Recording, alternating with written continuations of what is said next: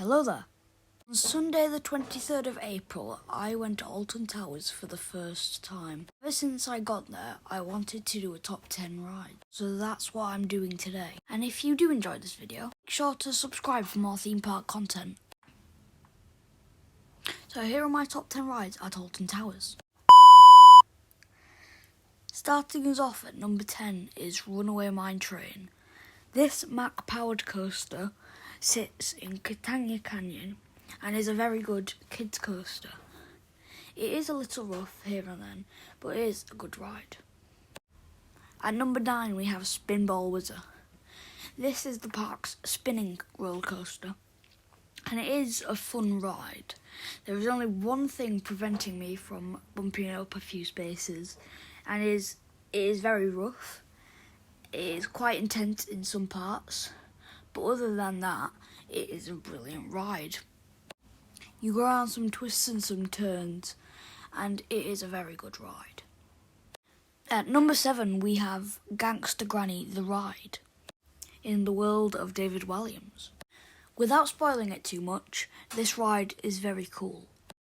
As you are going through all these scenes, it does feel like you've jumped inside the book.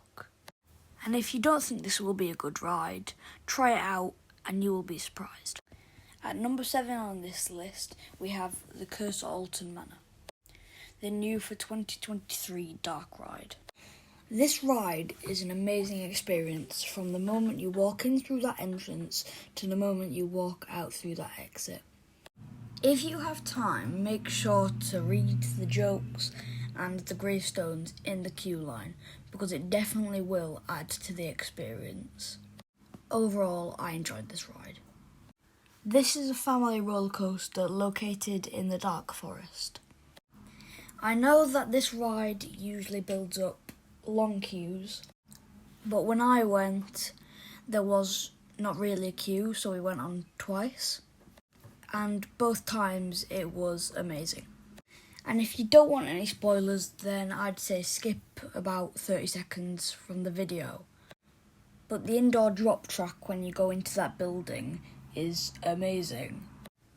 You think nothing's going to happen, but then you jolt down a little bit and then you get flung out of your seat, and it's an amazing ride overall. Next up we have Rita.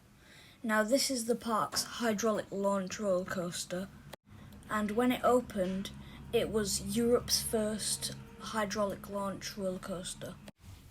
I know a lot of people say this ride is bad, but personally, I don't find it too boring. I think it has a really, really good launch, but after that, it's a little bit boring, but it's still a good ride. Galactica has taken the number 4 spot. When this ride opened, it was the world's first B&M flying coaster, and it still is the only one in the UK. In my opinion, it is really, really cool to be flying around like Superman whilst on a roller coaster. Despite saying this though, I think it was a little underwhelming. I went in expecting this to be my favourite ride at Towers, but then I realised that it's a decent ride for what it is, and that's really all it is. I'm not about to say that this is a bad ride, because it's not a bad ride, it's a really good ride. It's just, it doesn't have what it takes to be in the top 3 rides at Alton Towers. Next up we have Wickerman. Now this is the park's GCI wooden roller coaster that sits on the outskirts of Mutiny Bay. I had 2 rides on this roller coaster. One was first thing in the morning, and it was a front row ride, and it was amazing. It was rough, but it wasn't too rough. And it was fast, but it wasn't too fast. But I had another ride, like last ride of the day. It was very rough, it was very fast, it was very intense, and when you put all them together, it's a recipe for a not very good ride. I loved the ride I had on it in the morning, but in the afternoon, I expected it to be amazing as it was going to be faster, but really I enjoyed the morning ride a lot more. And also I want to say this has the best theming at Alton Towers.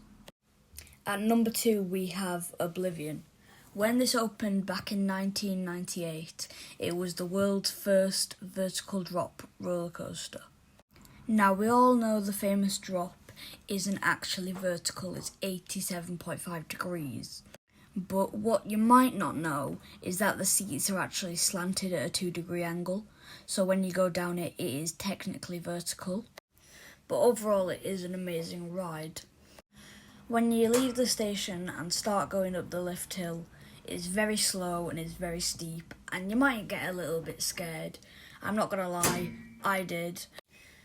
When you get to the top, you go around a corner very slowly and you get some nice views from the top.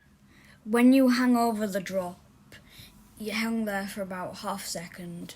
It feels about 4 because of how high up it is. And when it lets you go, it goes 68 miles an hour down to the bottom, and it is a very good ride. At number 1 we have the Smiler. Now when this opened in 2013, it was the world's first 14 looping roller coaster and still holds the record for the most amount of inversions to this day.